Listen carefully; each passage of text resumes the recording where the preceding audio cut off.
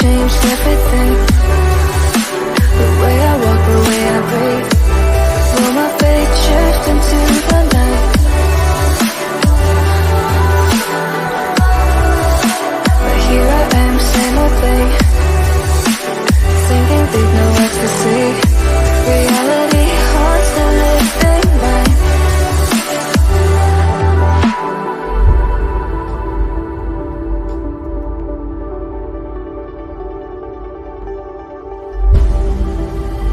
If I saw another day, only to scream into the night.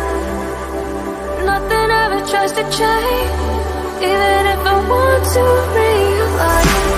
'Cause I've been sitting here, same old ways, taking off without the same mistake. Darling, where you going? It won't be as simple for you.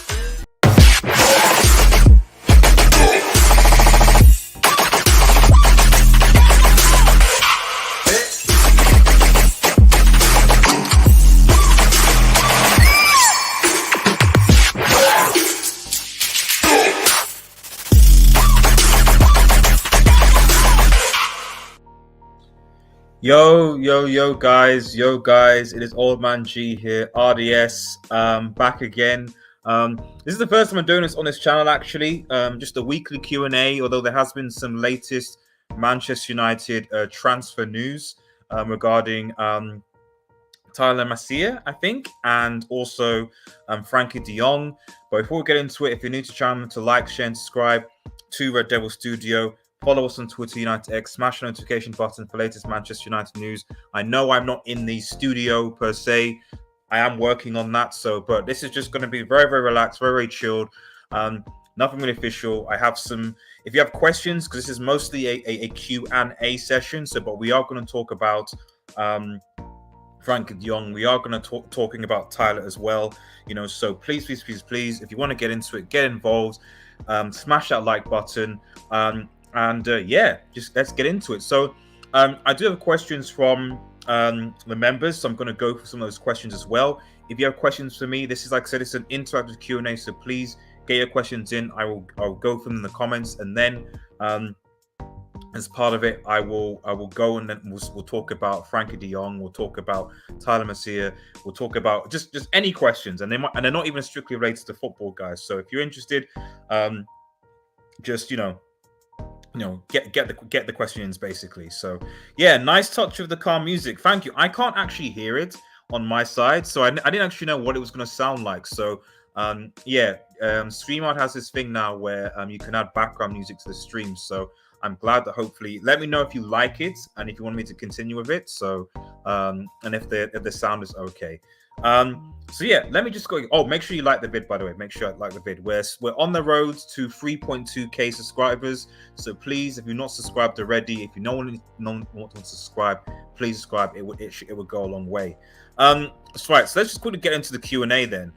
So I think the first one actually from the members actually came from, I think this came from English Talent FC, saying EPL dominance and Mount winning the World Cup to surpass Ronaldinho. I think the question was essentially, is the EPL the most dominant, or will it continue its dominance? And if Mason Mount wins the World Cup, will he surpass Ronaldinho? And in answer to those two questions, I do think that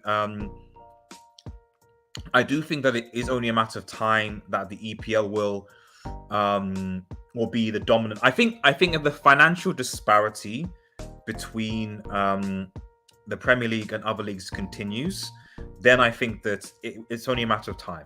I think because yes, okay, you have PSG, you have Real Madrid that are in the fray. You're always going to have Bayern Munich, and just the way that they're so they are always going to be clubs that are going to be in the mix to compete. But you know, Liverpool, Chelsea, City, potentially United, potential Arsenal, who knows? Because you got to understand as well that the Champions League, the form of the Champions League is actually going to be changing from 2024, and that's something that you need to bear in mind. Because as soon as the Champions League changes its format into a league system, I think that will make things different. And on top of that, I think in the new Champions League system, the Premier League is pretty much guaranteed 5 teams in the CL, because I think one of the spots goes to like the best performing historical Champions League club or something along those lines as part of the UEFA coefficient. So you're going to have at least 5 Premier League teams in the Champions League regularly, I think. And just with that financial dominance, but we'll see. Ultimately, we'll see, because at the end of the day, Real Madrid won the Champions League last year. They're going to be strong. They're going to be competitive. But we'll see. We'll see. And in answer to the second part of this question, will Mason Mount win the World Cup surpass Ronaldinho?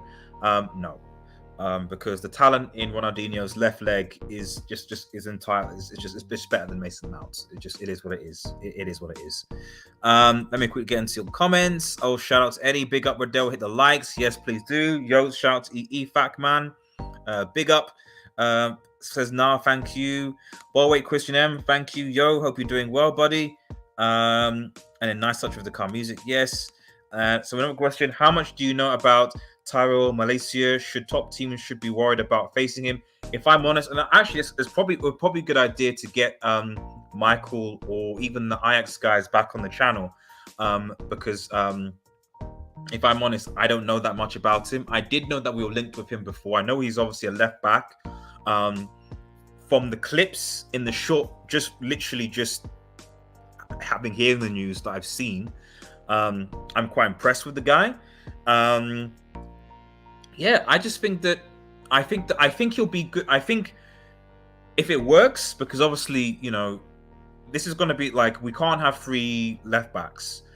So this means, at least for me, that probably Telles is going to be leaving the club at some point.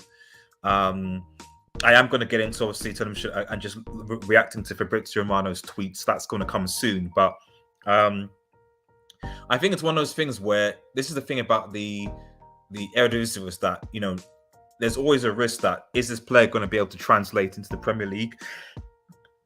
Van der Beek came from Ajax. He struggled a bit. So a lot of this faith is really on the fact that Ten Hag will be familiar with the talent, is a good coach, and will take him. That's what we're basically banking on, because under another manager, it might be difficult, given the fact that the Premier League is a significant step up from the Eredivisie, and if they're not coached well, it can be difficult. As like I said, Van der Beek is going. So I think this is a watch this space. Why is it difficult for a big club, Manchester United, to sign good players that are ready to play, not fashion players? I mean, well, if we get obviously Tyler, then that's something. As far as, and at the end of the day, the biggest issue right now for United is the fact that United don't have Champions League football, and so I think that's a problem for signing big name players, if that makes sense. However, the reality is that for me, I think we should go down the Liverpool route anyway. There's no point in signing big fashion players when we can scout players at reasonable price. And for example, this Tyler is a good at 12 million for a left back who potentially could be much better than what we have in Telles. And because, to be honest, one of the things that Manchester United need is good, consistent fullbacks. Luke Shaw, the season before last, was fantastic. This season, garbage. And he's not had enough for me. Telles somehow, I don't know what happened to Telles. He just fell off. Dalot and Wan-Bissaka are not good. Dalot is the only one that I'm like, okay, maybe with better coaching, he might have potential. So there's still that. But even he needs competition. I'd actually like if we were able to sign Lamptey. Like if you told me if United signed Lamptey from Brighton, obviously this Tyler guy we get a DM, and then we get Frankie, I'm happy with this transfer window. I am happy. I genuinely am happy with this transfer window if that is actually what we end up getting. But we'll see what happens. Keep the questions coming in as well, guys. Please keep the questions coming. We will obviously be talking about Tyrell and Frankie De Jong. but this is predominantly a Q&A before the news came in. But yeah, just keep the questions coming if you're watching. I do have some stored obviously. Roy, shout out to Roy from Rossonara TV, man. I need to get you on, guys. Again, we need to do a want to do a Q&A regarding AC Milan as well, and try and get these like interviews sorted. Hey G, how real are these rumors about CR7 leaving? I think that they are real in the sense that his agent clearly, Cristiano Ronaldo's agent clearly wants like CR7 wants Champions League football. So I think that if CR7 got a offer from Bayern or Madrid or anything, like, he's gone. I've got no doubt about that. The issue, however, is that there is no club that is willing to pay for Ronaldo's wages. That's the key. United are, but no other club is, and so not for a 37-year-old player. As okay, yes, Ronaldo can, I guess, pay for himself, but I just don't see any clubs really offering him, because what deal are they going to offer? Like a 1-year deal? Like Bayern, PSG, etc. He's 37, 138. There is no club in Europe, as good as Ronaldo is, they're going to offer him a 3-year deal to play till 40. Maybe a Serie A club, and then like a Real Madrid, AC Milan, but then he would have to take a massive pay cut. So really, to be honest, United are probably the only club really that will be willing to say, like, even after this year, unless he wants to go to the MLS, United or maybe Sporting Lisbon are the only real clubs who are saying, okay, we're willing to give you an extension and give you the wages just because of the sentimental value of Ronaldo, keeping it stacked. Jabri Joseph, shout out to you, buddy. Yo, RDS, I hope all is well. What's your thoughts on Real Madrid billboard so far?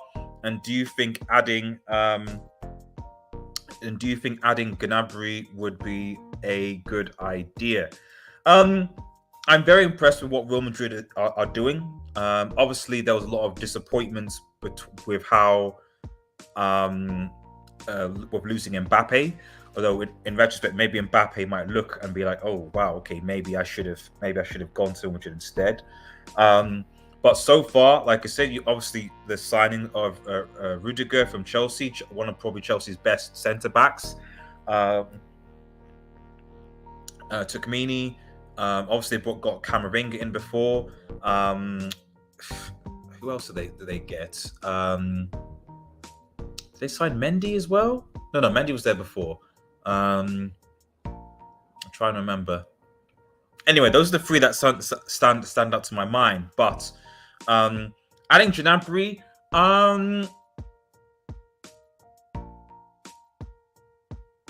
yeah, I think as a bench option, yeah.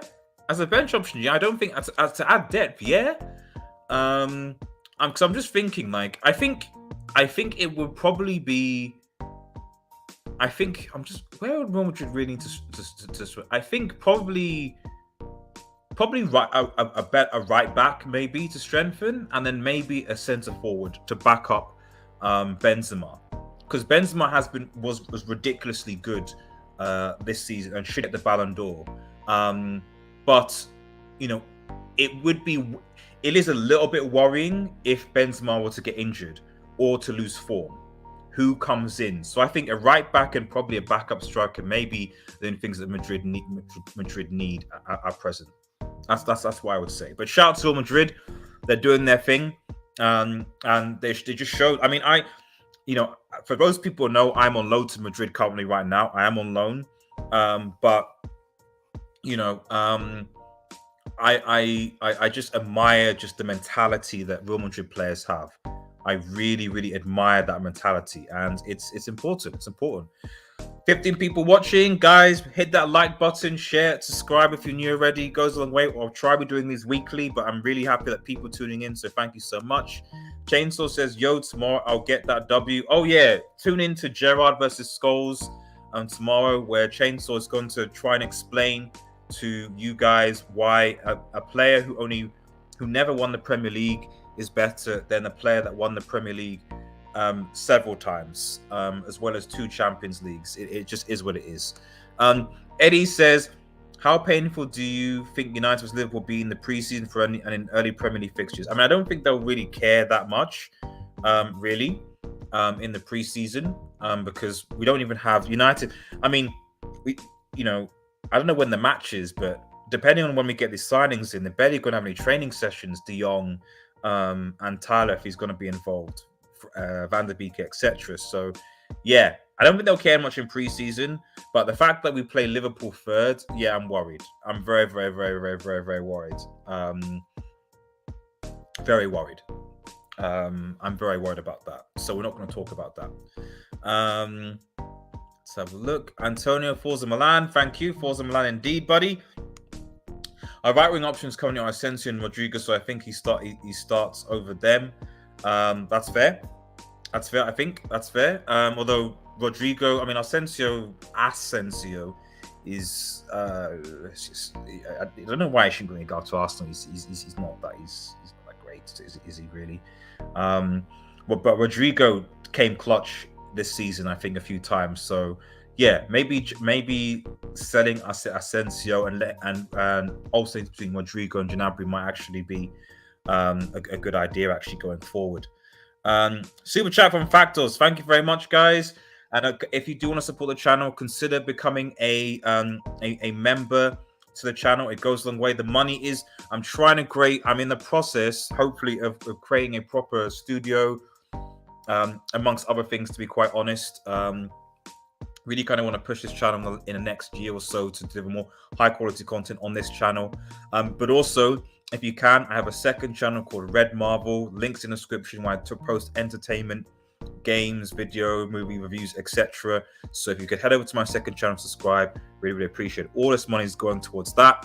It's going back into the channel, not for me buying a coffee. So yeah, it is what it is, as well as my own money. So there you go. Anyway, Factor says, do you think it's worrying that no other club, i.e. PSG, City or Liverpool, were in for him at the price? And do you worry about Edison attack? I assume you mean Tyler, right? Or Tyrell, sorry. Tyrell Malacia. Not necessarily, because for 2 reasons. One, because I saw a few clips before of actually, I think there was a clip going around YouTube of Ten Hag eyeing this player and seeing him. So clearly, Ten Hag it's not that it's Ten Hag knows this player, knows what he's about, and wants him. So that's the first thing. The second thing is that we need to realize, as I think United fans, that Ten Hag, in order for Ten Hag to implement his philosophy, he needs the players to do it. So if he identifies that this player is going to be is malleable to my philosophy, then he'll need to get that player. I think a lot of United fans are thinking, well, hey, we need him to make McTominay, to make Fred, to make Maguire, to make all these different players and make them play the Ajax system. But the reality is, a lot of those players aren't, and especially because of how old they are, they're going to take longer to adjust, or they might not even adjust at all. So I just think that the transition will be easier if you suddenly have Tyrell Malacia, you've got Van der Beek, you've got De Jong, and then maybe you have another player, maybe an Anthony potentially, or Martinez or Timber. Suddenly you have 4 players minimum, maybe 5, but definitely 4 players that are malleable to the Ten Hag system. And then possibly, you likes of Alanga and some of the younger players like Garnacho, Ahmad, and so on, because they're still young, because they can still be coached, can also come into that as well. So suddenly you've got a situation where we can have a philosophy of football, and not necessarily rely on trying to coach players, that quite frankly aren't willing to be coached, if that makes any sense. But thank you, Factos, and thank you for that super chat. Really, really appreciate it. And like I said, guys, if you want to consider supporting the channel, obviously subscribe, like, that costs nothing, but really appreciate it. Whether it's a super chat or whether it's becoming a member of the channel for our exclusive member hangouts, videos, amongst other things, then yeah, please get involved. And I will be recording some member exclusive videos coming soon as well. So thanks. Let's have a look. Let's go back here. Did you hear Tyrell Malacia went from calling United the biggest because of revenue to now fan viewership, as United are fourth now on that? Do you like it when United fans ignore state of the... So what? Calling United the biggest because of...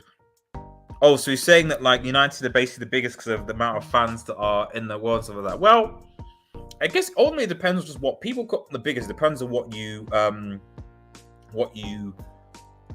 support. I mean, what you measure. If you measure it based on trophies, then that's the biggest.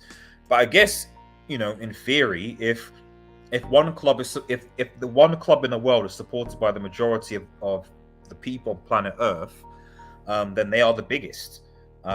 So I think that Madrid... I mean, I actually don't know. Which club has the most fans, to be honest. I would think that Manchester United are up there because I think that Manchester United have a big... Although their presence in South America might not be as high compared to, say, Madrid or Barca, I think their presence in Africa and Asia, especially China, is quite big, just like Liverpool.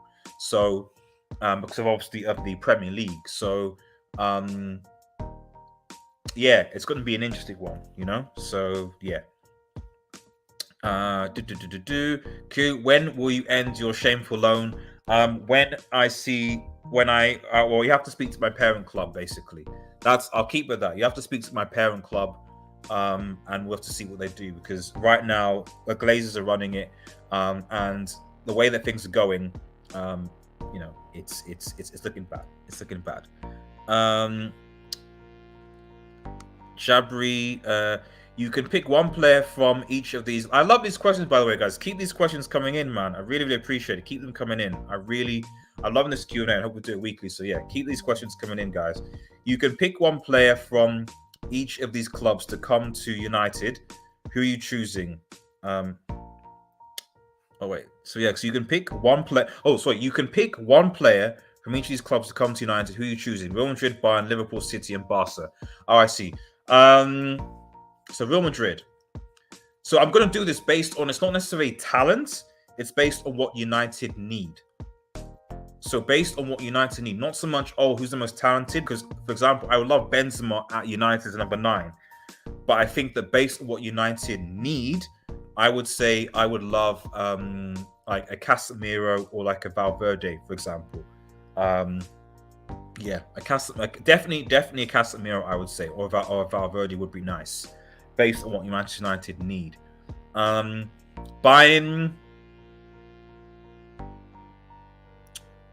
Bayern, love Kimmich. I would love to take Kimmich, but again, based on need, to be honest, I'm gonna probably say Neuer. I'm probably gonna say Neuer still, because Neuer is still, for me, a brilliant shot stopper, the sweeper keeper element, and his distribution all in one. I'm not saying that Liverpool and City don't have the good keepers, but I've got other players from those. But Neuer, for me, is still, for me, one of the best goalkeepers in world football. And his distribution, as well as a shot, like he's got the distribution, he had the shot stopping as well. Like yeah, I would take Neuer personally, especially if he's got a good protection in front of him. Liverpool.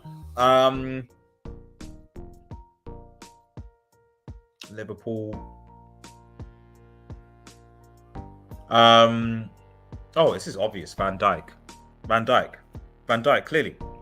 clearly. Our centre backs are bricks. Van Dijk, you know, he comes in, he orders the centre backs around, easy. Yeah, Van Dijk. City, probably we have a fullback issue. So I did talk about the fact that we're left. So I would actually, even though I think Bernardo Silva would be good for the midfield, you know, I'd probably take Kyle Walker from the fullback point of view. As a right fullback, with the pace that he has moving forward, and as an attacking fullback, I would definitely take Kyle Walker, to be honest. Even though I think Bernardo's still talented, based on 90 needs, yeah. And Barca, Well, we're signing Frankie De Jong, aren't we? We're signing Frankie De Jong. So, what is it? But I mean, outside of Frankie, Pedri. Pedri is a talent. Pedri is a massive talent. If he just stays fit. So yeah, Pedri would be the one for me. So hopefully that answers all of them based on what Manchester United need. So thanks, brilliant question, Jabri, man. Really, really good question. Thank you so much. Adacha Raj says Rafinha to Chelsea. Well, you know what? Before I go into other questions, I'm going to quickly just sort of share. I'm going to share. Shout out to Newcastle, by the way, because I think they've confirmed Botsman deal, and they are and Newcastle. Shout out to Newcastle. Newcastle are making moves. Newcastle are making moves. They are really making moves. Let me just share, because Fabrizio has been on fire today. Well, there's been a lot of transfer news, but I've not really posted a lot of transfer videos because maybe I'll do transfer shorts. I'll do transfer shorts query. Maybe I'll do that instead, as opposed to just transfer videos, to be honest, so I can just have brief reactions to it. So the pin tweet, exclusive: Manchester United trying to hijack Tyrell Malacia deal after full verbal agreement with Olympic Lyon. Man United jumped into it before it was signed. Talks with feyenoord to reach an agreement. Dutch sources confirm. Dieter Malacia has same agents as Frankie De Jong. So I think this is key into getting this deal. I have not commented on it yet, although I think the fact that they have the same agents is good. That's probably why people are, why is it so quick? It's because they've got the same agents. So negotiation should be key. And now that Manchester United have a vague idea as to how much the Frankie De Jong deal is going to cost, I think that's why this has come into the fray. Because I think that this confirms that the Frankie De Jong deal will be done, more or less, so it's close to being done. And now that we know, okay, we can allocate this 64 million to Frankie De Jong, we can now have another maybe 13, 15 million to this deal. So now we're more maybe like 80 million. And then now, can we get a DM? I don't know. Maybe I suspect that Ten Hag is going to use McTominay and De Jong as a double pivot, which is going to be interesting. But I'd love us to actually sign a proper defensive midfielder. We'll see. We might still be in for one. I think Ten Hag also wants a centre back, and then obviously there's the Anthony link. That's quieted a bit, but we could still be in for Anthony, because I think Anthony's was pushing for a move. But yeah, I mean, I'm not gonna lie. If we're saying that we're going to sign Anthony, Tyrell, Frankie De Jong, and we get a DM, for me that's good business. Although I would like to have another centre back personally. So let's quickly scroll. Okay, so obviously, Adaj Raj, Chelsea already set an official process for you and his agent Deco to discuss put in terms as Tad B, as a certain agent good. Tad B wants to be fast to avoid problems. Work in progress. Chelsea also said new bids mounted to Raheem Sterling. Tuchel wants 2 wingers, and obviously this is based on the agreement. Chelsea. So I think that the key thing with this was that that Arsenal were in talks. I don't know why I've got the Mount banner on. Sorry, I should get rid of this. Sorry, guys. Why am I talking about Mount? So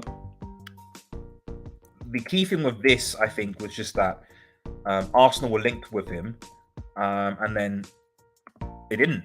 Arsenal and Barcelona, for that matter. So what does that say for Barcelona and Arsenal's pool? I suspect the reason is simply this. Rafinha wants to go to 1, the club that offers Champions League football, and 2, the club that and Leeds obviously won the club that will give the most money for the player. So I think that inevitably ruled out Arsenal because they've got no CL football, and I think that Barca, because they don't have the money yet, we're like, maybe we can negotiate 40, etc. I think Chelsea have said, listen, we'll give you 65 in this case, and Leeds have been like, yeah, we'll sell for 65 million. That's fine. We'll take the money. So shout out. So I'm sure a lot of Chelsea fans are very, very happy with this deal. Todd B is doing his thing. Fair enough. Raheem Sterling, Rafinha, solid signings. I wouldn't say Sterling is world class, but it's probably better than what Chelsea have. And just other thing, obviously, just commenting further. I think that's the last thing I'll probably comment on before I to Fabrizio and Mano. But again, shout out to Newcastle. Sven Botman, I think he was linked to AC Milan actually, but he does join Newcastle from Lille. I actually wouldn't mind this guy at Manchester United, to be honest. And for 37 million, it's a steal. It really, really, really is a steal. Like, I think it was a solid centre back. And I think that Newcastle slow but surely make it. And the thing is about Newcastle, right, is that unlike City and I think PSG, when they started, when they had the money and they were just trying to build their brand and signing all these key players to sell shirts on money, etc., Newcastle are being sensible with their signings. These are sensible signings. They are building a team. So I think that people need to be careful about Newcastle because Eddie Howe is a good manager, but they're making smart signings. And when you have smart signings that build into a team and you have a good coach, that team becomes dangerous because then you have a foundation and you build on that. So I think that Newcastle are going to be interesting this season. I'd be curious to see how the new signings gel together and how they fit. But I assume they're going to be aiming for at least a 7 finish or something like that.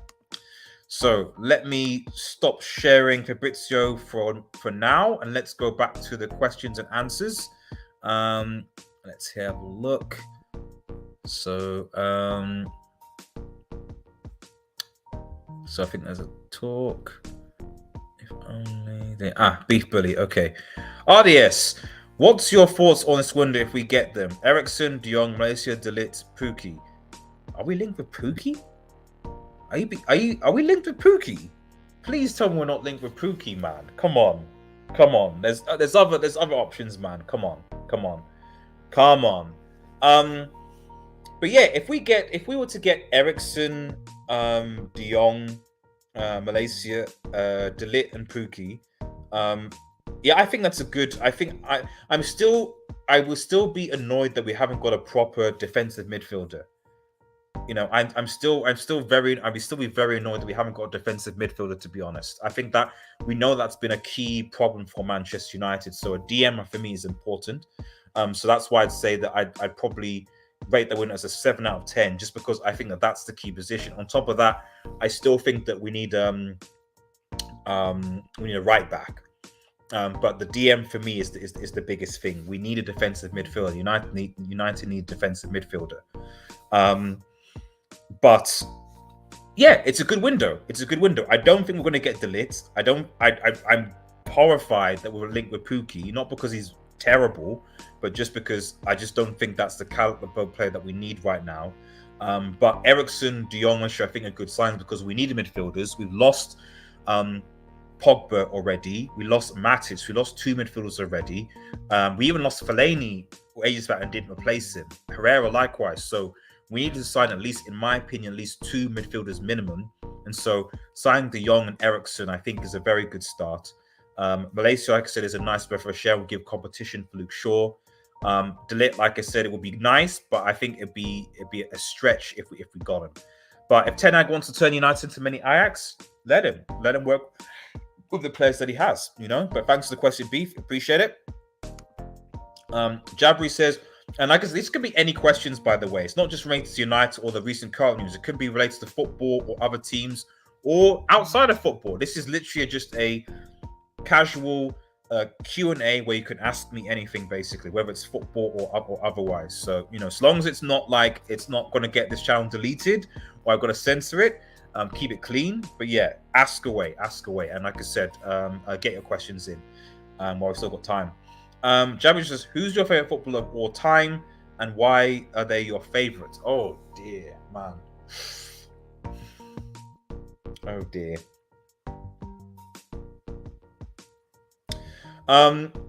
What I would give you is my personal favorite, and it's not necessarily based on he's the most talented player. I think it's just that he's the player that got me into football and got me to support Manchester United. So it's just a personal favourite. And the personal favourite for me is a guy called Erik Cantona.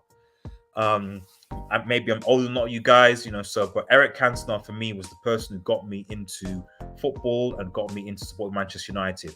Like, he was just this sort of arrogant, cocky Frenchman who was cool. He had the trend where like he put the collar up like that. So you go into school and you'd have the collar up like that. He'd have a song like "Ooh Ah Cantona," say "Ooh Ah Cantona." Like, it was great. Like, Erik, like King Erik was and like his contribution to the team, his assists, all the rest of it was just great. Like, he was just a cool footballer. And to top it off, when that idiot Palace fan came in and was like, "Yeah, I'm gonna insult you, I'm gonna insult your mum or whatever," and he was just like, "Yep," just kicked to the chest. Awesome, So he reminds me of the time when football was just passionate, and just the players just had character. Like, now a lot of players are just like just brands. Like, they're like brands. They're stale. They don't really. They stick to a script, and they're just brands. Like, they're just like, it's about like the play. It's not an individual. It's a brand. Like, they're selling themselves a brand. Like, it's Marcus Rashford or Neymar or Harry Kane or whatever. The brand. It's not actually like a player. So yeah. For me, he was my favorite footballer, and that's just personally, just because he got me into the game and he got me to support Manchester United as well. Not because he's the most talented footballer or anything like that. It's just a personal choice. So there you go. Which club is most likely to win the Champions League in 2030 based on trajectory of club? That is a very good question, Chainsaw. I'm sure you like the vid, guys, but they've got 20 or so plus people watching. Really appreciate it. If you can like the vid, it will go a long, long way, guys. Thank you so much. And obviously, if people want to discuss more about Malacia and Frankie De Jong, let me know as well. But it literally is with those players. It literally is just a question of just waiting and seeing. Although I do have Fabrizio Romano's Twitter page up, waiting for a "here we go" for Frankie, "here we go" for anybody. So if we get a "here we go" while I'm live or anytime, I will try and go live as best as I can. And then we'll take them from there. Or obviously let me know in the chat as well. That helps as well.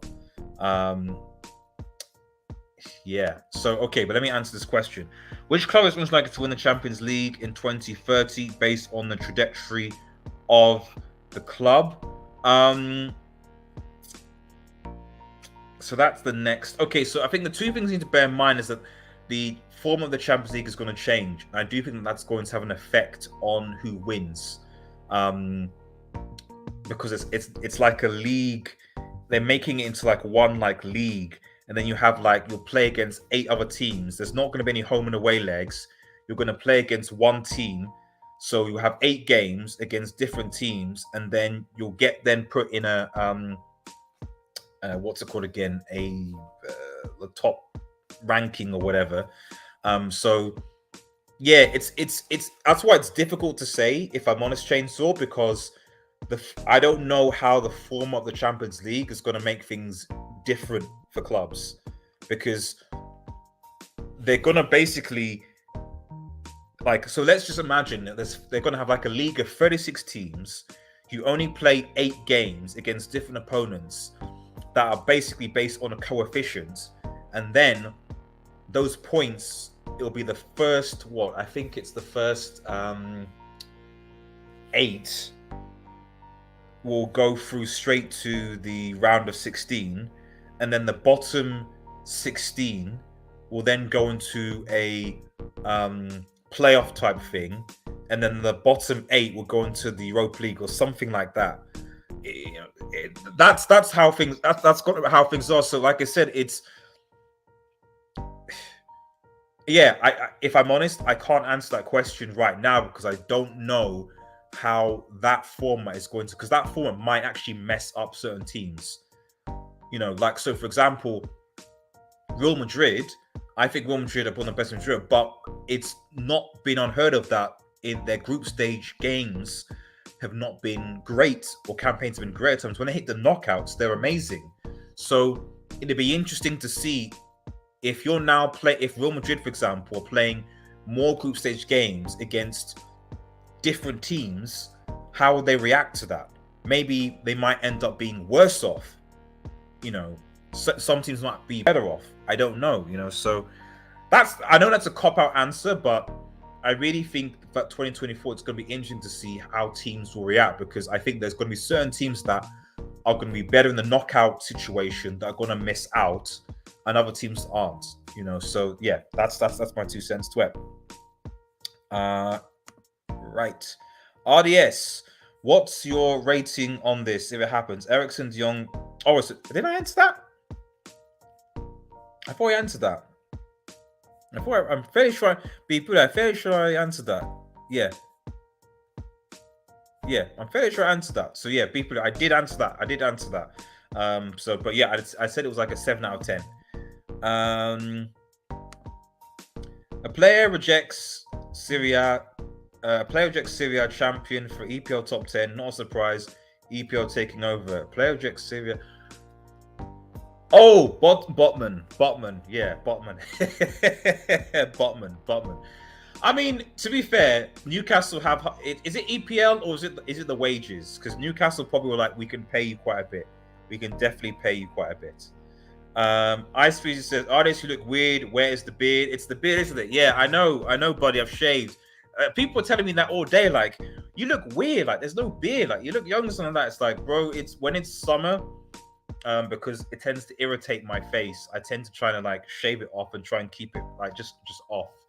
But we'll see what happens. So like I think it tends to take a good 10 years off my face as well. So but yeah, when it's warm and hot, like it's not having a sweaty beard around. It's just not nice in the summer. Like personally, but all hail the Queen. Shout out to Queen Lizzie. Pogba was a personality and was hated. English Channel FC, you should go back to the start of my stream. I actually addressed your EPL dominant questions, by the way. Like, it is actually there. Guys, keep your question in. 9 people watching. Make sure that you like the vid, and subscribe. It goes a long way. I've still got a few more questions from the members. But if you do have more questions for me, we're almost an hour, so probably round up then. Then let me know. Let me have a look. I think quickly there was another. Yes, from the members. Are Bayern weaker with Sadio Mane in their team? I think that was from Chainsaw. Are Bayern Munich weaker with Sadio Mane in their team? I think Chainsaw said that because he's a hater personally. But in my personal opinion, no, Bayern Munich are not weak with Sadio Mane. I think certainly Sadio will give Nagelsmann more options. I think he'll be able to help Nagelsmann play how he wants to play.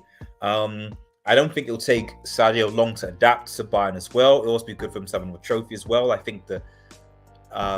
I certainly think that it will help him in terms of maybe even stepping out of Salah's shadow to one extent, because if Sadio somehow balls for Bayern, gets them to win the Champions League, then suddenly you think, okay, maybe this is potentially Ballon d'Or worthy. So he's got a platform to be almost like a superstar. I wouldn't say a superstar, but like a top player at Bayern, basically. And Sadio has just turned, I think, 30, so he's got a good, I'd say, good 3-4 years left, to really play for Bayern. So it's a new challenge, but I'm sure he'll do it. But they're definitely not weaker. Liverpool are probably weaker, in my opinion. But we'll see.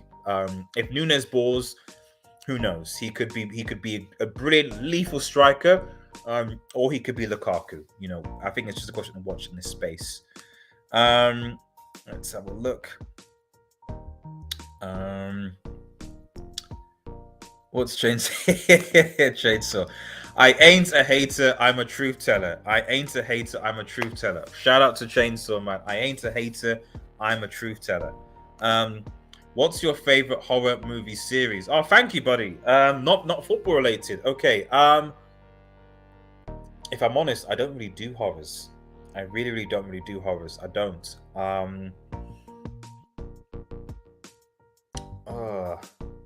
Horror movie series. just don't really do horrors. I mean, favorite?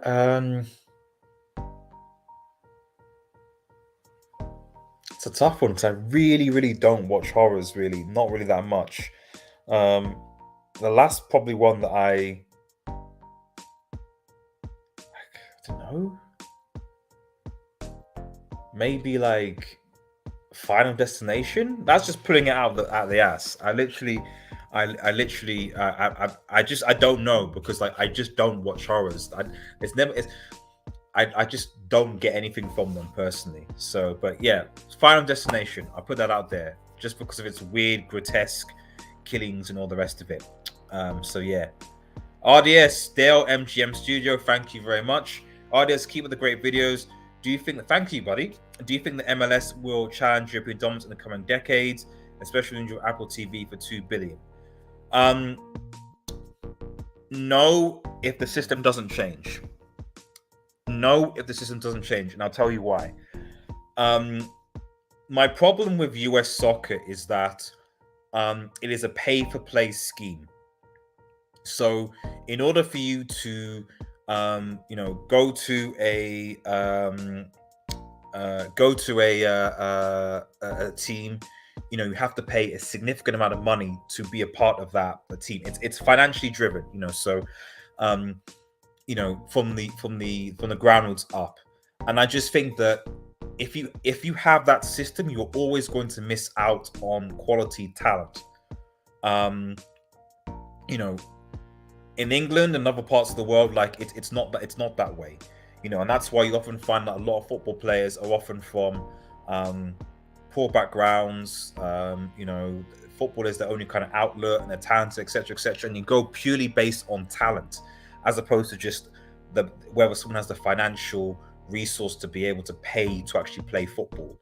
So personally, for me, I just think that you have to the US has to get rid of the pay to play system, and then the USA also, because I think Mike has a good point here, needs to adopt a relegation system in order to be taken seriously, and that's the key thing. Relegation is, I think, very, very important when it comes to stakes. When it comes to giving stakes, not stakes, but stakes when it comes to football. So the fact that in US football and MLS that there are no stakes, there's nothing at stake. I think it doesn't make it really like entertaining, to be honest. Not that you can't have good games, but there has to be something at stake. And there has to be something at stake. And relegation, I think, is something where, the reality is that it's not just entertain relegation, like livelihoods, like it's a financial penalty, relatively speaking, if you get relegated, and there are financial benefits of getting promoted, so yeah, I think if those things are implemented, then it can, even with especially with the investment. But if they're just going to continue the US model of things, then no, because the US model is not what the model for most of the rest of the world. So how can US football get bigger if it continues to just do what it's always doing, rather than looking at what the rest of the world is doing and why it's bigger in those places? Because there's no reason why US football soccer can't be big. There is literally no reason why it can't be big.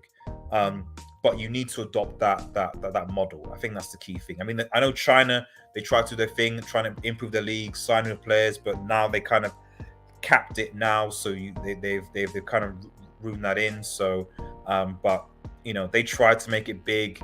It didn't really succeed, to be honest. Even though, to be honest, the Chinese league is like it's actually fairly entertaining, to be honest. A lot more fast paced than the MLS at times. But yeah, watch this space. Jabri, what's your wild prediction for the upcoming season? It can be for any league or player. Mine is Spurs will finish second. Okay, let's go for the top 5 leagues in terms of predictions. I'm really enjoying this Q&A, by the way, guys. Like, thank you guys for getting involved. I really, really appreciate it. I really do. Like, it's just enjoyable just to talk football and just have some questions. Really, it's great. I love it.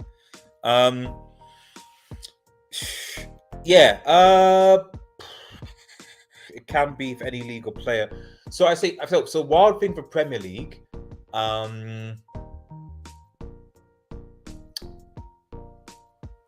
Wild take for Premier League.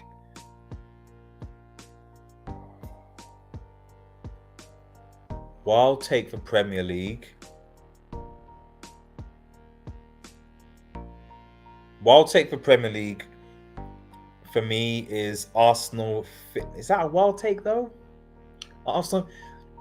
Is Arsenal finishing 7th for wild take? Is Arsenal finishing 7th for wild take? Let me know. Is Arsenal finishing 7th a wild take? Maybe it's not a wild take. Because I want to try and be, I guess, real as well. So yeah, Arsenal finishing 7th if that's a wild take. The French league, I can't really. PSG should win it. I can't really. My wild take on the is that Messi is not going to. I don't believe Messi is going to score more than 10 goals in the La Liga next season. I think he'll score. It'll be single digits. That's my wild take. And also, and that PSG will not win the Champions League. Whether those are wild takes or not, I don't know. Maybe that's just being real. For Bayern, for the Bundesliga,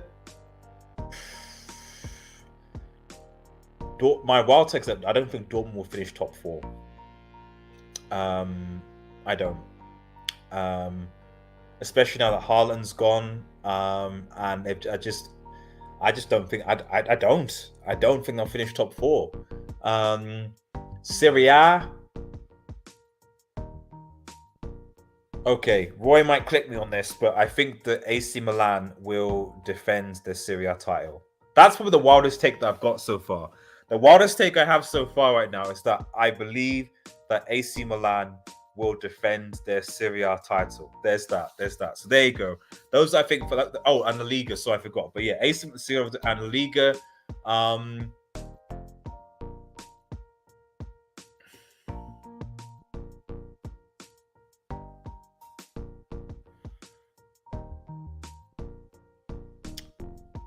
La Liga, I don't think Barca's going to win La Liga. I think Real Madrid will win it. That's not really a wild take per se. Atletico don't make top 4. There you go. That's it. Have you seen The Ring? I've not seen The Ring. Let me know about it. Is there a buyout clause for RDS to be permanently Los Blancos Studios? I'm worried Wizard Ten Hag may not satisfy you. Oh, no. I'm still going to be keeping tabs on my parent club. I want my parent club to do well. But sometimes you need to get away from the toxicity. And I'm worried that the fans aren't going to give him time. And more importantly, that the players are going to down tools. So that's the concerning thing. We all know what happened to Frank De Boer when he came to Crystal Palace. He lasted 4 games and he was sacked. So yeah, we need to bear that in mind. You watch Harry Maguire defense, so I guess you're used to horror. Well, that's not really horror. That's just lubrication, man. That's just lubrication. Can you ask Michael's shout out to Michael, man? Make sure you go and subscribe to his channel as well as Eddie's, man. Can you ask Magpie Studio what's his opinion on Newcastle signing Botman? I mean, I actually spoke about it briefly as a United fan. Magpies is obviously his next door, but in my opinion, Botman was a very, very, very good signing, and Newcastle making moves. I would have loved to have him at Manchester United as an option. Maybe even as a starting, to be honest. But I think Newcastle are definitely making moves right now, and they're making sensible signings. And this is a sensible signing.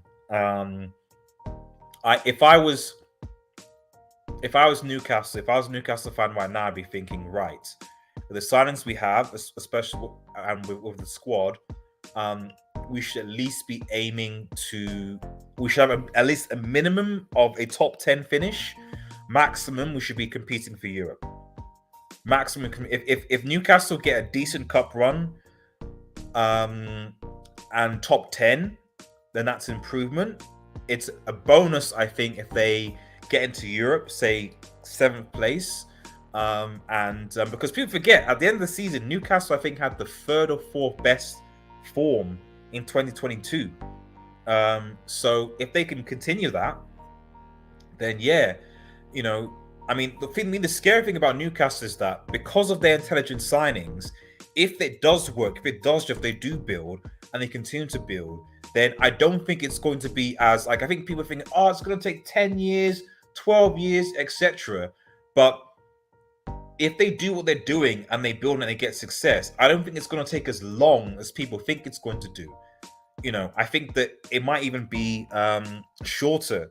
And if they somehow qualify for, say, a Conference League or Europa League, or even a Europa League, probably Conference League is more accessible, or get a trophy, then it's not them. The Newcastle rising or suddenly becoming the top 7 or even the top 6. It becomes a reality. And yeah, MLS is the top regulatory system in order to be taken serious. RDS, Big Nesh says, RDS has reports saying United will go for Gnabry if Anthony doesn't happen. Thoughts? Where are those reports coming from?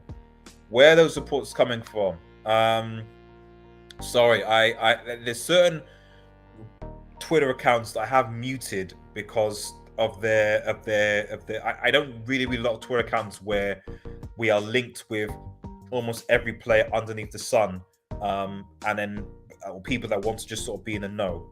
I haven't seen that. I think if we do, it'll be great. I wouldn't mind the signing, but I am. Yeah, I have my doubts.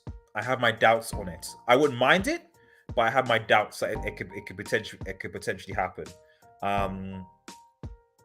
But I think it would be a good signing. I am interested to see how Ten Hag is going to work with the likes of Martial, the likes of Rashford, the likes of Sancho, etc. But yeah, I wouldn't mind the signing. So, but I just right now, I probably say I wouldn't trust the reports. Let's put it that way. Jabri, MLS are low-key attracting great European players recently. Bale, Zlatan, Carlos Vela, and I think Coach Hernandez moved there as well. So at least league is growing. Yeah, but unfortunately, a lot of those players are coming towards the end of their retirement. That's the problem, So it's not really, you're not. That it's not really competing with Europe if the players are playing the MLS starts to compete with Europe if those European players are playing their prime in the MLS. That's the key thing.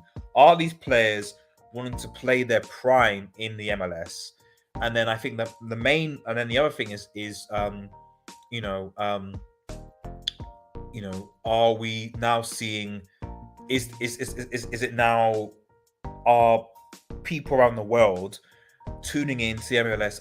Is the viewership growing? Is what I'm trying to say. Do people want to watch the MLS? Do people want to see the football? I just think that the MLS needs to kind of shake off. And I think a lot. What would I say? It'll be interesting to see what happens in 2026 when the World Cup happens in USA and Mexico. Hopefully they can build up to that, and that will be a great advertisement for American football. So yeah, I think if they build up to that by promoting the MLS, by trying to bring European football, and then yeah, sure. But at the end of the day, the viewership in Europe is better, the wages are better, and the access is better. So the MLS, I think, still has a long way to go personally. But it's better than what it was 10 years ago. So shout out to that. Luca, who's a fuming Arsenal fan. I'm sorry, Luca. That you couldn't get, but you got some good signings already in Vieira and Gabriel Jesus. You signed 2 players already, so shout out to that. You weren't able to get Rafinha, but you got Vieira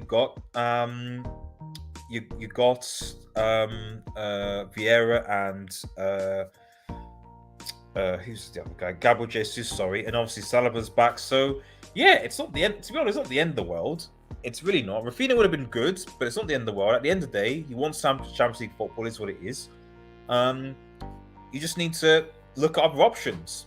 Maybe go for, obviously, Martinez, find other signings. But at the end of the day, Arsenal fans usually complain about their club not being proactive in the transfer and making signings and getting right players, and they have. So, Kroenke's doing his thing at the end of the day. He is. My wild prediction is Dortmund win the league. That is very, very, very wild. Very wild. I don't see how they win the league With now that they've lost their most clinical striker, they've got a new manager who we'll wait and see about. But yeah, Dortmund, yeah, it's sad, but we'll see. Yeah, that's wild based on the signings they've made. Shout out to Matthew and chat, evening all. Big up everyone on the show and chat. Thank you, Matthew, always tuning in. Really appreciate it. Big up Matthew. Everyone's bigging up. Shout out Matthew. Everyone's bigging you up in the chat, man. Everyone's bigging you up, buddy. We win against a rival or lose to all rivals, win a domestic cup. Win against a rival or lose to all rivals, win a domestic cup. Win a domestic cup, obviously. It's like when Liverpool we got spanked by Liverpool at, I don't know, it was at Old Trafford or Anfield. I think it was in 2011 or 9, I think, one of the two. But we still end up winning the Premier League. It's like it's rivalries are good in the moment for good banter, but at the end of the day, like, if you don't win the trophy or the one in the league, like it just doesn't matter. Like even this season, it's like Liverpool spanked us like hard, but at the end of the day, like, aside from just bragging rights over that, it didn't really, add to anything because they didn't win the league. You know what I mean? So it only means something for me if you actually win it. Like a win over Spurs would have meant more than the win against United, because the win against Spurs helps them win the league. So it's winning against rivals is great for banter, but at the end of the day, like, if it doesn't amount to like a trophy, like, yeah, it just is what it is. Do you remember the Manchester derby at the Etihad when United postponed City's trophy celebration? It's showing on TV at the moment, and United absolutely dominated. Oh yeah, I love that game. Love that game. They were waiting. City were waiting. They were literally, it was like you could see them fuming, because it was like, we are going to destroy these guys and we're going to celebrate winning a title in their face, and it's going to be great. It's going to be awesome. And Pogba. So whatever people say about Pogba, I will always remember Pogba in a positive way. I always remember Pogba for that Manchester City dub, when he was cupping his ear, and he was like, and Mourinho was like, listen, don't allow these men to disrespect you.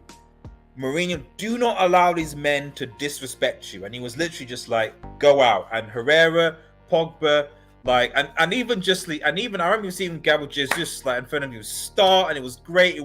That was a derby.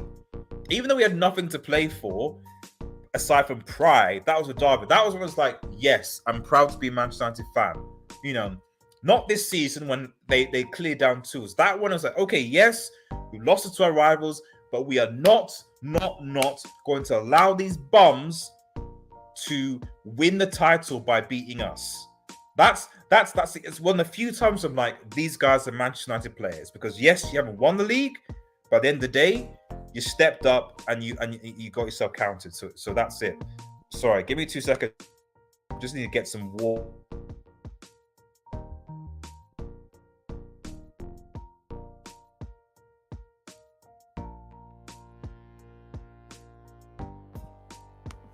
Right, yeah. Sorry, I've been talking for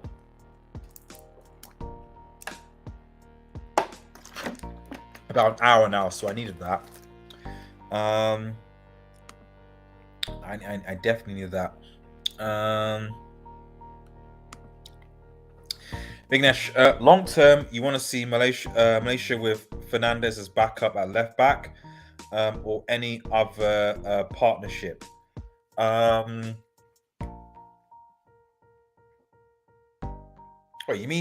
term, you want to see Malaysia with Fernandez as backup at left back, or any other point? Oh, I see what you're saying.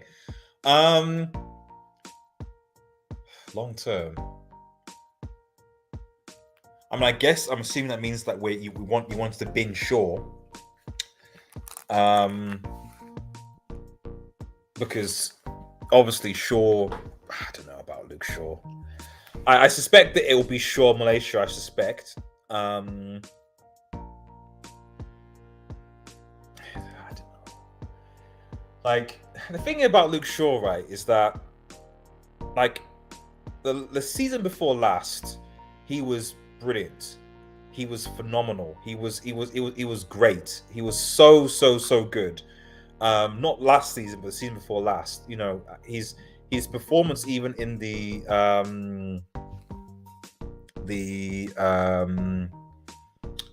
World Cup was fantastic. And you're thinking, right, okay, he's going to move on, and he hasn't. Like this season was garbage. So this is again another season to see, can Luke Shaw actually, if we get the Luke Shaw that we got not last season but the season before, then maybe that would be the long term. But I don't think we'll get that. So I agree. 5 signings you expect United to make this summer. Okay, well, based on information, what we seem to see, Malaysia obviously, Frankie De Jong, Eriksen hopefully. That's 3. The 2, Anthony 4. And I guess it's a centre back or a DM.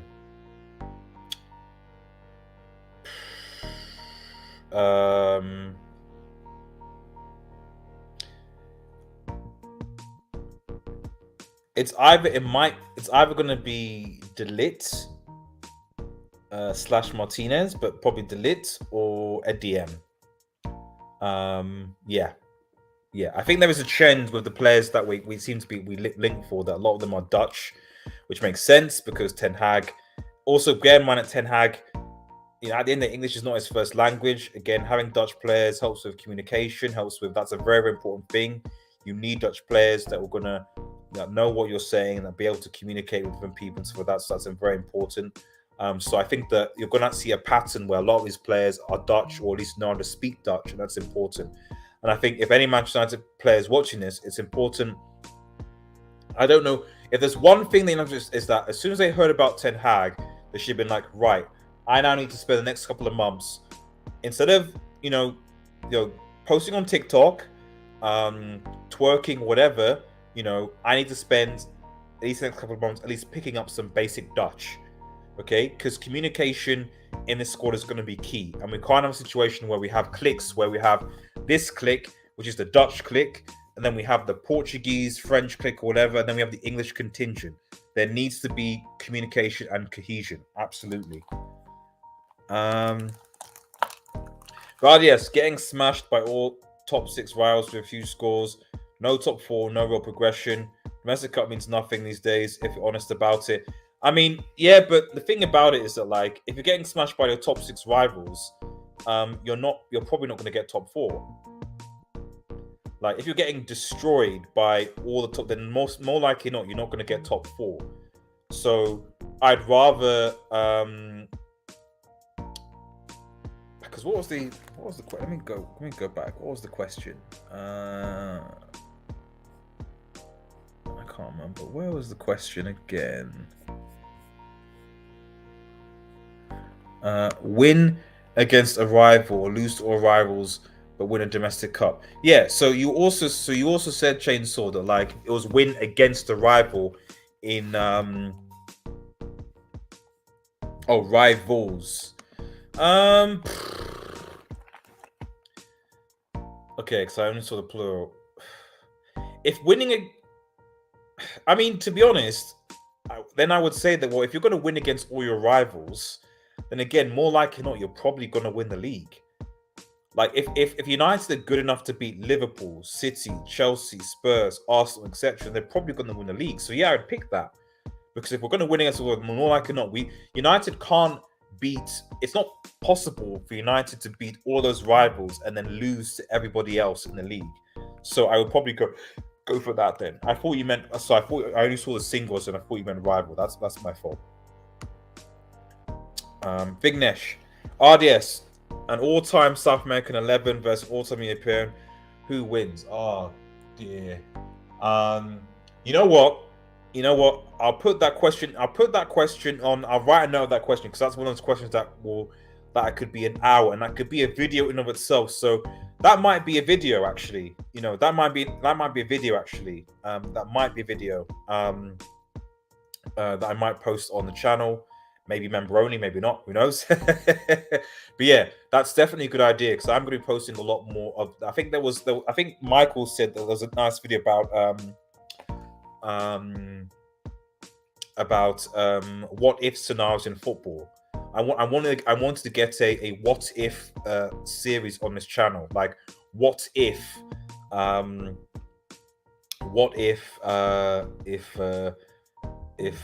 Terry had scored that penalty against United?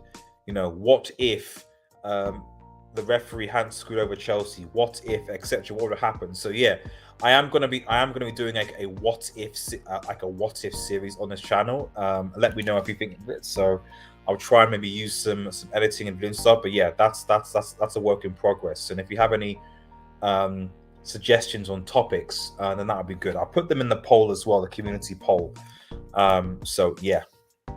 I'm gonna begin to round up, but I'm gonna make a few, with just 3 people being here, like just ask a few questions to you guys for the chat, and just to get some feedback and advice. I think that'd be very, very useful for me. Vignesh says, also, did you see the crap from the English media about comparing Klopp to Fergie? Man has won 4 major trophies in his career, for fuck's sake. If you're comparing Klopp to Fergie in terms of passion, and in terms of like being able to develop players, then yes, of course, I agree. There's comparisons there. But in terms of like winning trophies, like, nah. Although to be fair, Fergie, you know, it took a while for Fergie to obviously get going. But yeah, you can't compare Klopp to Fergie. Like, come on, relax. What if Aguero never? Yeah, exactly. It's those types of questions. What if?